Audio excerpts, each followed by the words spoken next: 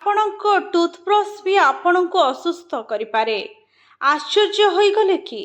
ଆଜ୍ଞା ହଁ, ଯେଉଁ ଟୁଥବ୍ରଶରେ ଆମେ ନିଜର ଦାନ୍ତ ସଫା କରିଥାଉ ସେହି ଟୁଥବ୍ରଶ ହିଁ ଆମକୁ ଅସୁସ୍ଥ କରିପାରେ। ଯେତେବେଳେ ଆମେ କୌଣସି ଟୁଥବ୍ରଶକୁ ଦୀର୍ଘ ଦିନ ପର୍ଯ୍ୟନ୍ତ ବ୍ୟବହାର କରିଥାଉ ସେତେବେଳେ ଏହା କ୍ଷତିକାରକ ହୋଇଯାଏ।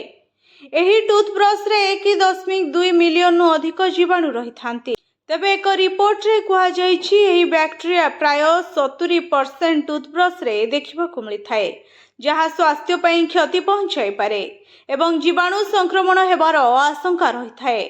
ତେଣୁ ଟୁଥବ୍ରଶକୁ ସଠିକ୍ ଭାବେ ଷ୍ଟୋର କରି ରଖିବା ଉଚିତ ଏବଂ ଏହାକୁ ବ୍ୟବହାର କରିବା ପୂର୍ବରୁ ସଫା କରାଯିବା ଉଚିତ।